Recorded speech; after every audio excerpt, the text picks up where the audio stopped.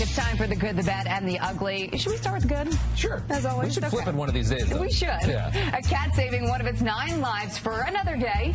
Cupcake was in need of a little extra care after being pulled from a burning home in Florida. So firefighters gave it oxygen and water. Cupcake's owners also making it out of the home okay. Love it. Cute little kitten there. Next, the bad, a veteran fighting his homeowners association to keep an American flag outside his Ohio home. I feel it's an attack on everybody's patriotism, love of their country. Before the flag was put up, Wayne Merchant's wife says she got permission from the Homeowners Association, but the person who approved it is no longer there. Merchant says he has no intention of taking that flag down. Hear that all too often. Yep. And the ugly, an Arizona mother arrested after her 16-year-old son says she used a taser to wake him up for church on Easter morning. But the mom tells a different story. I have the taser in my hand, and I make the noise with the taser. And so he was like, I'm calling the police. Did you touch him at all with the taser? No, I didn't touch him at all. Well, police say the teen had 2 small bumps on his leg from the taser. His mother was released after appearing in court on child abuse charges. Whoa, that's one of those, we're going to tell you the story, but we highly suggest you do not try this at home. Yeah. Thanks, Mom. You know, cold water might work easier, but something like that. Fox and Friends starts right now. See you later. The president comes out of the Easter weekend swinging. The Democrats have really let them down. It's a shame. And now people are taking advantage of DACA. And President Trump rips Mexico for allowing an immigrant caravan to approach the southern border. In a tweet warning, Mexico is doing very little, if nothing, at stopping people. President Trump, his approval ratings are climbing. A lot of Americans give him a lot of credit for what they saw with tax reform. California Governor Jerry Brown granted a series of pardons for 5 ex-convicts facing possible deportation. They've recently gotten out of jail. I mean, they're a threat to the community. And the list of counties and cities that may opt out of California sanctuary laws is about to get longer. Russia showing off its military might with a new missile test of the so-called satellite killer. It comes hours after the Kremlin revealed that President Trump invited President Putin to Washington. The Nova Nation has another national championship.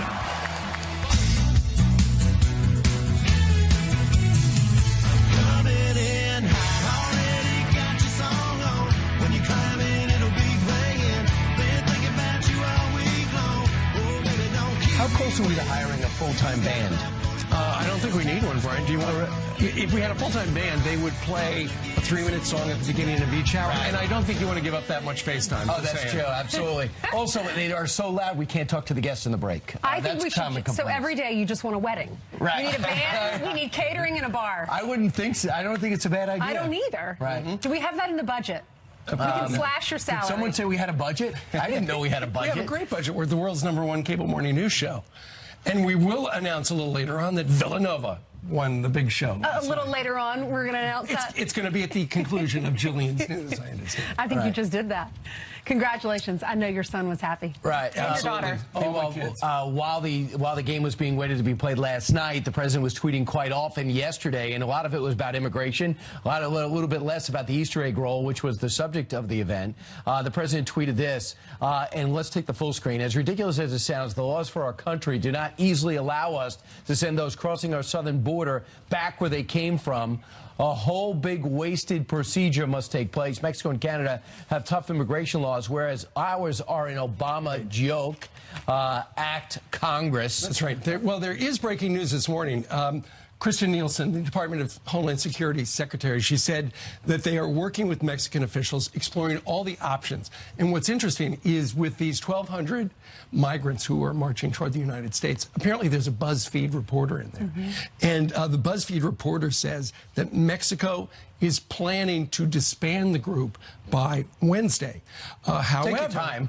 However, caravan organizers say, don't believe it. We're going to continue to march toward the United States and ask for asylum. Well, Mexico is saying we're going to let the women who are pregnant, the people with disabilities, the people who have chronic illnesses, they can stay. The rest cannot. So in order to get to obviously to the U.S. border, you got to go through Mexico. They're saying they're not going to allow that to happen. But there is one grandmother that was interviewed by that BuzzFeed reporter who said she has 2 granddaughters. They're from El Salvador. She's asking permission to stay in Mexico, and then once she gets that permission, she's going to travel up to the border of the United States and seek asylum. So yeah, there's a third Mexican town welcomed the migrant caravan. So it's now within 400 miles of the U.S., and they never expected this type of attention. I think the ideal was to go do the way they did in 2014 and just show up at the border, but now we have a microscope on them, and I don't think they're enjoying that type of scrutiny, nor is Mexico.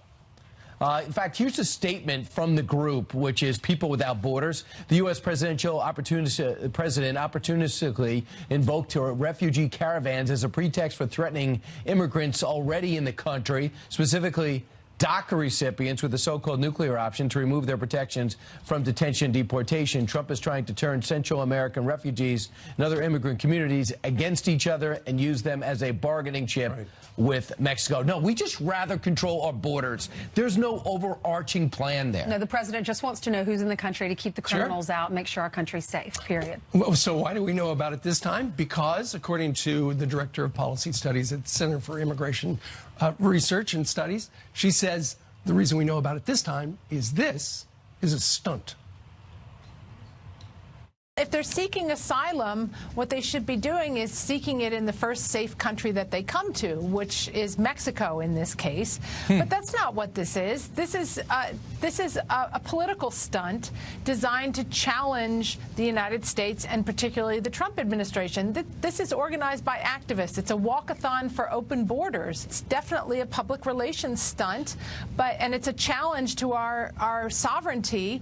And the president needs to meet this challenge and not just carry on the way the Obama administration did and welcome them in. We don't need to accept their asylum applications. Heck, they're being trained on how to commit asylum fraud. And I think they're going to be shocked. I think Democrats are.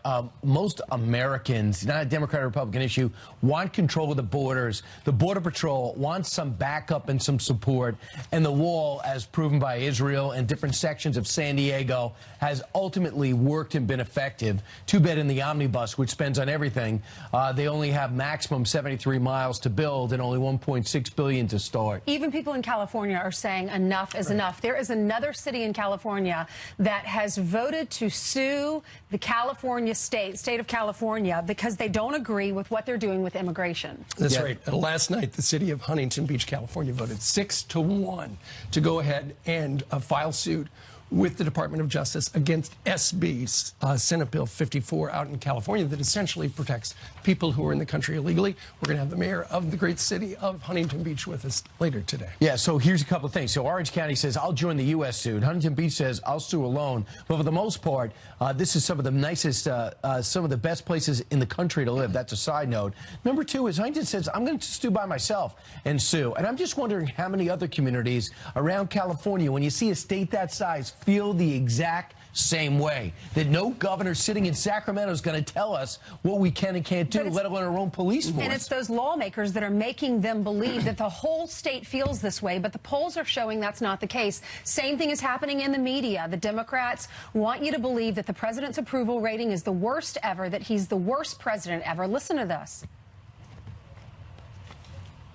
Today in the White House, we have perhaps the worst and most dangerous president in the history of our country. This president is the worst that I've ever seen. Where were you in 2017 when we had the worst president in the history of the United States? I would even argue that he is the worst after 1 year because of what other presidents oversaw. Donald Trump is the worst strategist in the history of the American presidency. Well, the Wall Street Journal and NBC poll showed his ratings gone up from 36% to 42%. And a Rasmussen tracking poll, which is mostly done over the phone, has extraordinary numbers. When you look at President Obama versus Donald Trump, exactly the same places in their administration. Look at that. Donald Trump actually up by 4 over Barack Obama for this particular week, April 2nd, 2010 versus April 2nd, 2018. Well, and to the point, look at California. The whole state the majority of the state wants a certain thing, but the lawmakers want something else. Those lawmakers, mainstream media, they're saying one narrative about this president. Rush Limbaugh has a different take. Listen. All of these things that Trump is up against, and yet he's at 50% approval. How in the world does this happen? Not to mention 100%, 90% negative media coverage. The New York Times, the Washington Post, the Los Angeles Times, CNN, USA Today, well, hell, MSNBC, every media outlet out there is lined up 100% opposed to it. You would think that with all of this, his numbers would be plummeting. I have long thought that this never-ending,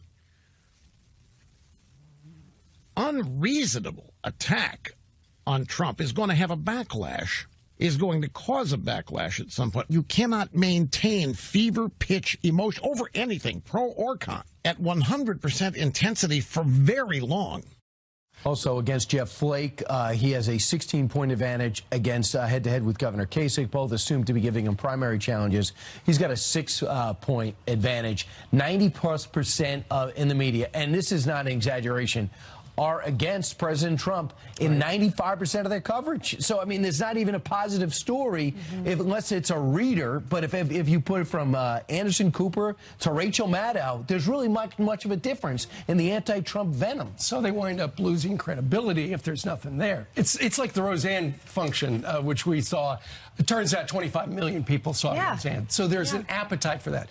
There's a lot of people who appreciate the president and like the fact that she was sticking up for him. Those hateful comments, the hateful attacks, there is a backlash. Why is it that his approval rating is 50%, you might ask? What is it that you like about this president? Send us those comments. We'll continue to read them throughout the show. Listen, I wouldn't put Rasmussen in the category of Gallup in terms of credibility or the Wall Street Journal poll, but it still is indicative, and it's been quite accurate. Poll. Yeah, daily tracking poll, indicative of a trend for sure.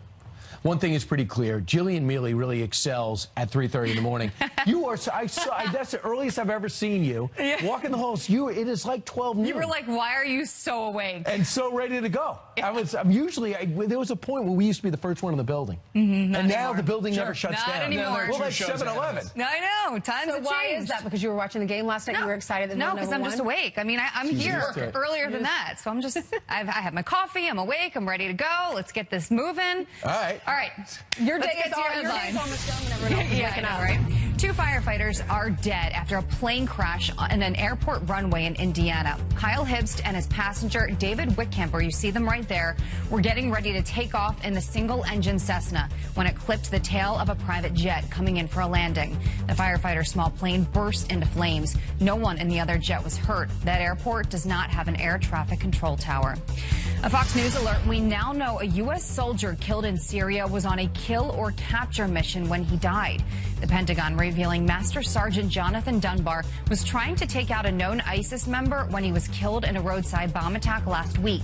The decorated soldier is the first U.S. serviceman to die in action in Syria this year. Scott Pruitt may be next on the White House chopping block. Sources telling Fox News it's not looking good for the EPA administrator. The White House is investigating reports that Pruitt rented a condo in D.C., co-owned by the wife of an energy lobbyist, for just $50 a night. During that time, the EPA reportedly approved a project for one of the lobbyist companies.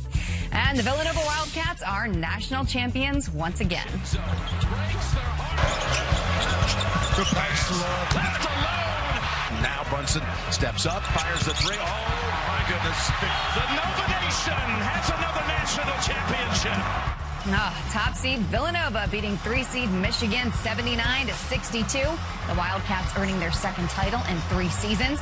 Fans celebrating in Philadelphia, starting a bonfire in the middle of the street, and no one should be surprised at all that they're still climbing light poles, because that's what we do in Philly, apparently. No, I shouldn't say we. But look, Fox News' Peter Ducey, a Villanova grad, enjoying the win from West Virginia. Many congrats to Peter. Yeah, and we have a proud dad here, too. This is just to rub it in for all the other people who wrote me texts about Michigan, even though I've had 2 teams in the finals before. I like First I was KU.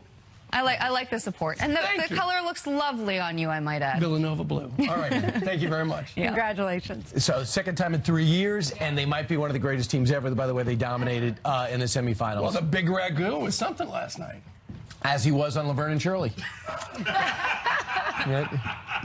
Whatever happened to him? All right, it's 13 minutes after the top of the hour. Yeah. Well, is the president playing Russian roulette? New reports he's invited Putin to the White House. What signal does that send? Our next guest was a CIA official in Moscow and says, bring it on. And Tiger Woods in the midst of a major comeback. Just one of the greatest stories in sports. Just as a new book reveals stunning insights into his past that I believe will give you more respect for the man. But there's controversy on both sides. Right now, I'd like you to meet Tiger Woods and his father, Earl Woods. Is the White House gearing up for a Russia summit, maybe at the White House? New reports that President Trump invited Putin to Washington during that phone call last month. How do we know? The Kremlin spoke up. The White House says it's still exploring options for a possible bilateral meeting. Why would they bring this out yesterday? This would be Putin's first visit to the White House since 2005. That's with President Bush 43. Here to tell us what we could expect from that kind of meeting, and should we have it, retired CIA chief who served 5 years in Moscow, Daniel Hoffman. Daniel, should we do something like this? Do they deserve time at the White House? Yeah, we should.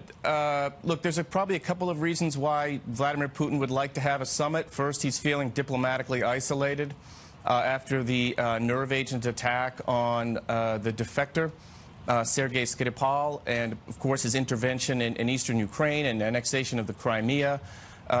This is going to be of value to him to try to take a little bit of the wind out of our sails as far as the targets on Russia, and deservedly so. And secondly, after his fraudulent election, he'd like to be perceived to be on a level playing field with the United States. That doesn't mean, and there's nothing that would do that more powerfully, obviously, than a White House summit. It does not mean that we shouldn't proceed with the summit. We've been holding summits with Soviet and Russian leaders since 1943. Russia's still the only country in the world that can destroy us. And there are issues of mutual concern and other issues that we want to raise with them in protest, and I think there's value for us in meeting. But for them to bring up this part of a conversation from a week ago is interesting to bring up yesterday. It wasn't us that brought it up. It was a conversation they could have brought up right away. What happened over the weekend after they matched our expulsion for expulsion that made them change their mind? Well, Vladimir Putin is on a bit of a diplomatic offensive. This week he's in Ankara meeting with his Iranian allies and our NATO partner, ally, Turkey, which is purchasing the S-400 air defense system from Russia. So he wants to try to divide us both internally in the United States and then also among our allies. And I think right now, again, after the election, he wants to try to diffuse a little bit of the anti-West rhetoric, which he dialed up significantly before his election. You know, it's interesting, Daniel, they have all the Baltic nations are visiting the president today around noon. That sends a great message. We got their back. NATO will actually defend their autonomy after what they did in the Ukraine and Georgia. And I also think I think it's also very interesting the way Putin did the impossible. He unified the West again because we have a common enemy, just like Iran did that in the Middle East. Saudi Arabia has actually been brought together with Israel because of Iran's belligerent behavior. You live this, you know it from the inside. Thanks for explaining your perspective. Daniel Hoffman, thank you. My pleasure. All right, coming up straight ahead, the wife of fired FBI Deputy Director Andy McCabe breaking her silence this morning, now taking aim at President Trump. How heartening. And Tiger Woods in the midst of a major comeback, one of the greatest I can remember in sports, just as a new book reveals stunning insights into what made him great and controversial. Jeff Benedict, one of the co-authors with this great book, joins us there. He got his for free because he wrote it.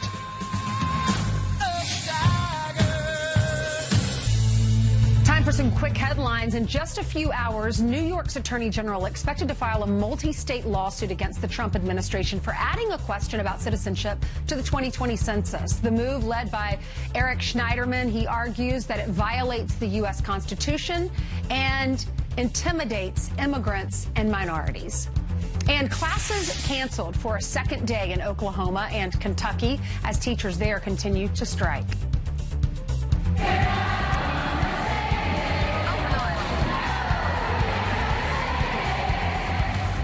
Tens of thousands of teachers demanding higher wages, more resources, and better classroom conditions. The demonstrators come on the heels of similar walkouts in West Virginia and in Arizona. Meanwhile, he made his first TV appearance when he was 2 years old, and it was something that we're still talking about years later. Right now, I'd like you to meet Tiger Woods and his father, Earl Woods.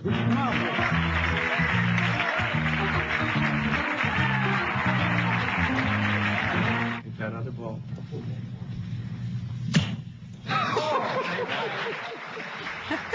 Was like a meteor winning four. He would go from that to going to Jim Hill first, a local sportscaster, to becoming one of the greatest golfers of all time. He is within 5 majors of Jack Nicklaus in the midst of a major comeback at the age of 42. This week, Tiger's at the tournament where his greatness really began, at the Masters, where he hopes to win major number 15. But a new biography has many asking who exactly is Tiger Woods, and it's causing a lot of controversy. Jeff Benedict is the co-author of the new book. It's called Tiger Woods, and he joins us now. Good morning, Jeff. Good morning. I was over in the Simon Schuster building, and your book is everywhere. It comes out this week. Congratulations on the book. Thank you. You asked for an interview with Tiger. To make it fair, you interviewed 400 people, and what was his response? We actually asked for the interview to be comprehensive and complete. There's no one you want to interview more than the guy who's the subject of your book. But in the beginning, it was pretty clear that they didn't want to have interviews. They didn't want us to talk to Tiger, which is unfortunate. But on the other hand, I sort of understand that. And you showed a clip from him being on TV when he was 2. Tiger's had a microphone, a camera, or a pen in front of his face since he was 2.5 years old. And that's been his whole life. And so the fact that he didn't want to talk to us, it doesn't surprise me, and I understand it. You are not a golfer. No. And then that's maybe, but you are a journalist along with Armin Katayan, very respected. So you both work on this. You told me, I'm kind of glad I didn't talk to him, because after everything you talked about, you didn't want to be biased by pushing at him. What did you discover about him out of the most exposed life we can imagine? What did you discover? Actually, Brian, I discovered a lot of things that made me appreciate him and admire him way more than I did before we started this project. When you look at the way he was raised, I mean, that little clip there that we just saw on TV, one of my favorite stories in this book is when he's a first grader. We all know show and tell, right, when we were kids. A typical show and tell for Tiger is that his father comes to school in first grade with clubs and golf balls and goes out on the playground for show and tell. All the first graders around and the teacher, and you have Tiger Woods blasting balls in the schoolyard. And the teacher told us, it is the only time in my career that I've ever had a parent show up for show and tell. And for so much of Tiger's childhood, Tiger was the show and Earl was the tell. Right. And you do talk a little bit, you discovered that, and this is something we hadn't realized, while his father was instrumental in making him Tiger Woods, his dad had a financial interest in that even before Tiger started making money. It's impossible not to separate that out of the story. I mean, it is part of the narrative for Tiger. I mean, he was so talented and so unusual. You could see really early on, you didn't have to be smart to realize this kid, when he becomes an adult, is going to be a killer on a golf course. He's going to wipe people out. And people like IMG were circling around him when he was still riding a tricycle, because they could see that this guy's going to be something someday. So there was always money lurking around Tiger Woods. His dad got $50,000 a year as a talent scout before he even went pro. All right, so the reason Tiger's manager is not happy about this book is because you say he's a narcissistic loner who lacked basic decency. Inability to show gratitude, apologize, or express appreciation was rooted in his upbringing. Mother pampered him like a prince. Father rarely uttered the words thank you or I'm sorry. So he reached out to his manager. His manager and spokesperson in a joint statement said this book is just a rehash from older books and articles, and it's hard to tell if there's anything original at all. The book is also littered with egregious errors. Most of the thoughts and feelings that they attribute to Tiger are either secondhand or flat out made up. They did zero fact-checking with us of any kind. That's a completely irresponsible approach. They gave us no chance whatsoever to verify any of the material, which resulted in a long string of errors in the book. That statement might actually sell books. Many people might be interested now in reading it, or more so than they were before. But what's your response to that? This is the truth, and it's funny in a way. But about a year ago, when we were into the writing, there was one day where Armin and I were together, and he said to me, he goes, you know what's going to happen? He said, we're going to get the name of some tournament wrong, and they're going to put out a statement when the book comes out, and they're going to say, this book's littered with egregious errors because you misspelled a tournament. And that's exactly what happened. We did misname a tournament, but this is... You're not a golfer. That's not what this is about, unfortunately. But I don't mind dealing with the statement because the fact is it's not littered with egregious errors. Right. It's a true story. All right, well, let's talk about now. The last time we saw him less than a year ago, he was high on some type of drugs, painkillers, and it looked like his career was done. Now at 42, after 2 top 10 finishes and 1 second place, including a second place finish, he is a favorite to win the Masters at 42 years old. How do you explain that? It's one of the best sports stories, perhaps, of our time. If he, in my mind, he's already come back. Whether he wins this weekend or not, I don't want to say it doesn't matter, but the fact is, Brian, there's a story here that's bigger than that. He's doing something that transcends sports and golf. If you look at where he was a year ago, nobody would have imagined that just 10 months later, he'd be as healthy and winning the way he is now. It's a great thing to watch. It's inspiring whether you like golf or not. And keep in mind this scenario. At 42, he watched, in 1986, Jack Nicklaus win at 46, his last major. At 42, if he gets it back together and his back holds up, continue to practice, he could still beat Jack Nicklaus. If his back holds up is the key. I mean, that's the thing. For years, he's been disabled, immobile, unable to tie his shoes, unable to get out of bed in the morning. Now, when you look at him, you can see this guy, he could do what he used to do. I actually like him more. You tell a story about how he goes to a neighbor's in Augusta. He's renting a house. He goes to the next door neighbor's house looking for someone, and he walks past someone who says hey to him, so excited to meet him, and he doesn't even address that person. You said that was the old Tiger. He's changed now, a nicer guy. That's right. And part of a biography is you tell his whole life. There were parts of Tiger's life that aren't as flattering, but the fact is the things that are happening right now, it's genuine, it's real. He's more likable. You see him on a golf course, that's real happiness. That smile that's on his face is not made up. And I think that's partly a result of, for years, being unable to do what he's the best in the world at doing. Well, it is a comprehensive book. It's called Tiger Woods. Jeff Benedict, we thank you very much for joining us. Thank you. Good job. AG Sessions appointing a U.S. attorney to look into alleged surveillance abuses, but is it actually a second special counsel disguised as a federal prosecutor?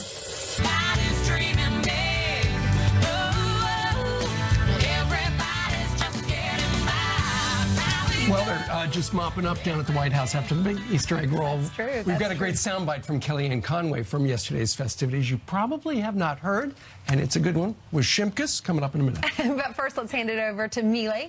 Good morning. You know what? It's a good day. It's Tuesday. It's not snowing here right now. Exactly. The Philadelphia area has another championship. Wanted to rub that in they for a ran out second. of grease for their poles. The guys were able to stay up there this time. I know, right? It's true. Too bad. But let's get you guys caught up on some of your news that we're following, starting with this. Former FBI Deputy Director Andrew McCabe no longer accepting online donations for his legal defense fund. But he does plan to use the $554,000 that was raised since he was fired. This as his wife pens an op-ed titled "The President Attacked My Reputation."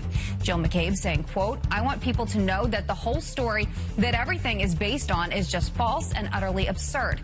The former state Senate candidate received a significant donation from then Virginia Governor Terry McAuliffe, a Hillary Clinton supporter. Some suggested it was an attempt to sway the FBI's investigation into Clinton's private email server. The affluenza teenager who claimed he was too rich to know right from wrong, walking free after nearly 2 years behind bars. Ethan Couch will now serve the time remaining 6 years of his sentence under community supervision, which includes wearing a GPS monitor. Couch was sentenced to rehab and probation after he killed 4 people while driving drunk at just 16 years old in 2013. He was thrown in jail after violating that probation, then running away to Mexico with his mother. A veteran is fighting his homeowners association to keep an American flag outside of his Ohio home. On everybody's patriotism, love of their country. Before the flag was put up, Wayne Merchant's wife says she got permission from the homeowners association, but the person who approved it is no longer there. Merchant says he has no intention of taking it down. Let's look at your headlines. And guys, we see that type of story all too often, I feel like. Homeowners Association, Yeah. they've got all the rules. I know. Right, and everywhere you go. Meanwhile, 23 minutes before the top of the hour, Carly Shimkus joins us right now. Fox News 24/7 headlines. We listen to you on Channel 115. Hope you do. And all around. Thank you. So it turns out Roseanne's night was even better than we thought. 25 million people and counting tuned in to the season premiere of Roseanne. That's 7 million more than we originally thought. tuned the in. Discrepancy? The real numbers just came in? Yeah, that's because those 7 million people watched on DVR, so there's like a bit of a ratings delay there. 3 days. But the big question is, who's going to tune in tonight? Right. And Roseanne teased tonight's episode in a tweet saying, the next episode shows Harris, my TV granddaughter, calling me a stupid old hillbilly. Watch how I handle her and her very liberal mother. So this tweet, and of course Roseanne dominating the conversation once again today. Maggie on Twitter says, as a proud liberal, I can't wait. Seriously, funny is funny, not blue or red. Lisa says, thank you for representing the forgotten man, the silent majority on your new show. You are a breath of fresh air.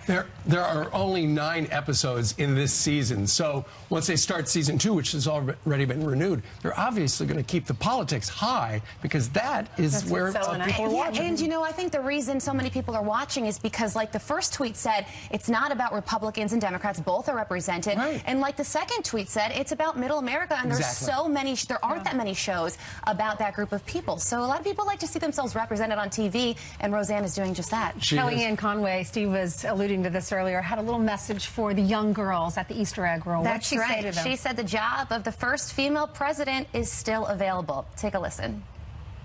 You know who lives there? Yes. Donald Trump. And who else? Melania. All right, one more. Barrett. You're good. You, maybe one day. Girls, we left open the first female president of the United States job if you want it. I hope it comes from this generation. We left it open. They did. America sure did. So she speaks the truth there. I thought that was a nice moment. She's not running, is what she's saying. Oh, Kellyanne Conway? I guess so, yeah. And leave it to the next generation. That's right. Meanwhile, the Astros had a little problem yesterday. This was hilarious. So the Astros tried to unveil their World Series banner at the home opener yesterday, and they could not, for the life of them, do it. For some reason, the covering got stuck, and they needed multiple people and a leaf blower. Take a look.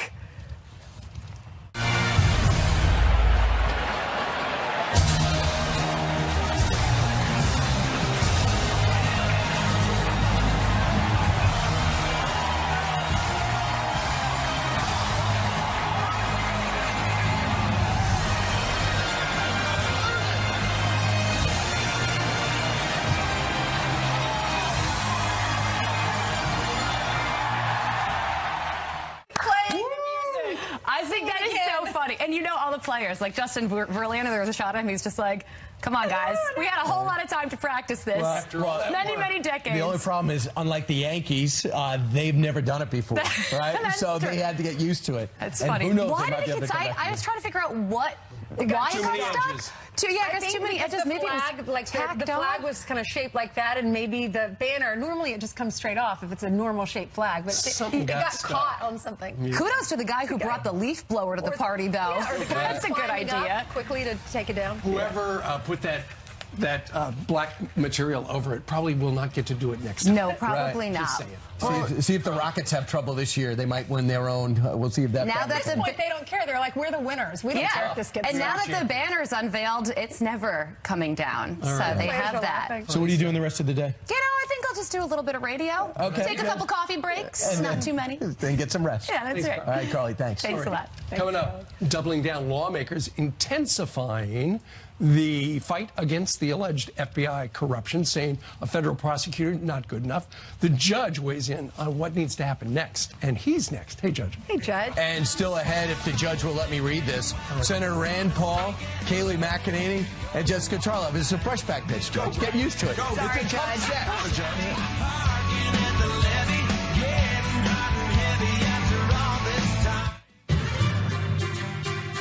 We hit the door at 110 miles an hour every morning. And if we're not moving at that speed, our colleagues will fly right by us. Our job is to facilitate smart conversations so that the people who are watching us can better understand what's happening in the world. To go deeper, to find a different question that other people are not asking. That's the real challenge. To give it to you straight, bad or good, like it or not, deliver the news.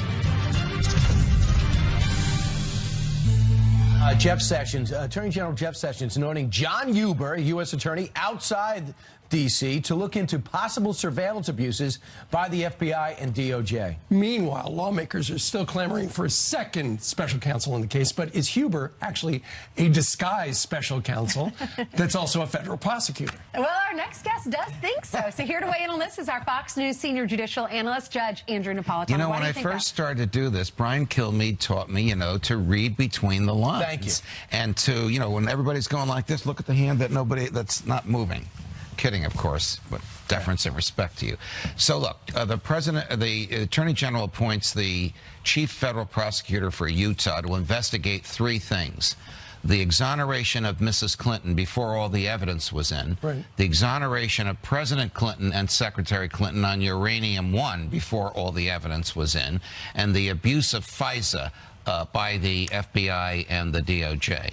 So this guy is in Utah. If he comes to Washington, D.C., and gets a half dozen federal prosecutors assigned to him and a dozen or so FBI agents assigned to him, he is a de facto special counsel. He's doing what needs to be done. He'll impanel a grand jury. They'll present evidence to the grand jury. The grand jury will issue subpoenas. If the subpoenas don't work, they'll go to a federal judge and get a search warrant. That's the way it's supposed to work. If he stays in Utah, he cannot impanel a grand jury in Utah to examine something that happened in D.C. All the evidence is in D.C. You're examining NSA, FBI, DOJ, present and past. The Utah grand jury does not have jurisdiction over events in D.C. So he's going to make a road trip.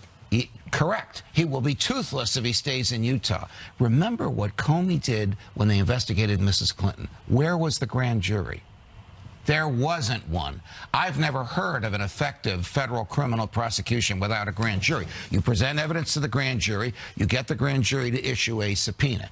If you need a search warrant, the first thing the judge is going to say, as I used to say, is, well, did the grand jury try and get this by subpoena? It didn't work? You don't have a grand jury? What kind of an investigation is this? Why did Sessions appoint Huber? What do we know about him? We know that he is not part of the internal DOJ hail fellow, well-met crowd. And to that extent, it's a good thing. But this distance between Utah and D.C. is going to be troublesome. And if you read the letter that Jeff Sessions sent, it said he's going to stay in Utah. He cannot, from Utah, run a grand jury and an investigation 2,500 miles away. He could use some of Mitt Romney's miles because he's got to stay in Utah and Mitt can't travel as much. All right, so Robert Mueller, let's go back to that investigation. So what do you think about the accusation that he's not being transparent enough about his investigation and his approach? I thought secret was his goal. Yes, I disagree with that allegation. I know it's being made by politicians who are impatient with the pace of the investigation. So are Americans, by the way. They are. I'm impatient, and I do this for a living. But look, the theory is if somebody is exonerated, you don't want any bad evidence about them out there because that will stick. Sure. And if somebody's going to be prosecuted, you want to gather everything you can before you pull the trigger. These things take time. I've said this before.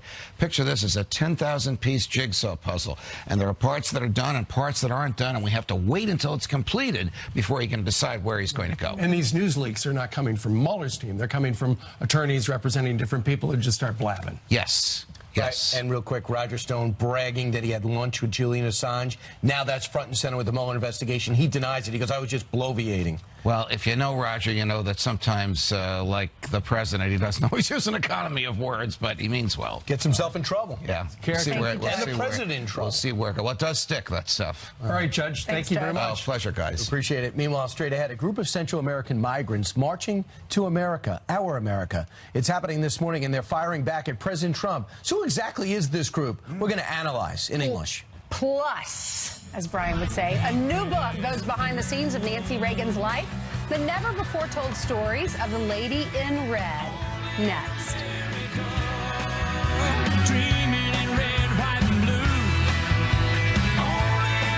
Her new book is Sheila Tate. Sheila, it's a beautiful book. Congratulations. Thank you. With beautiful pictures of them. They were so in love, weren't they? Truly. Truly. Yeah. Can you elaborate on that? Well, when Ronald Reagan, if I was in a meeting with her office was in the residence. She didn't have an office down in the White House.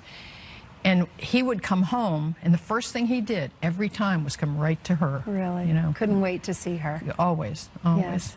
Why did you decide to write the book?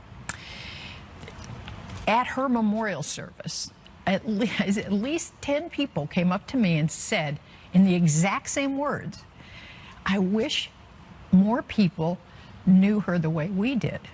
And at first I thought, as her press secretary, I should be taking this personally, that I didn't maybe do a very good job. And the more I thought about it, the more I thought, maybe I should write a book. I never, ever considered doing it until then. I think you did a great job, because I was growing up, I was in elementary school when the Just Say No campaign came out. My entire family just adored her. I think the country loved her and was fascinated with their love affair. So you did an excellent job. This just allows us to learn more about her. The Just Say No campaign, we were talking during the break. I said, what is one thing you'd like America to know about her? And you said the number of lives that she saved. And not only the Just Say No campaign, because I mean, she helped a lot of kids decide never to try drugs. But in addition, she brought 2 little Korean kids back from Seoul who desperately needed open heart surgery.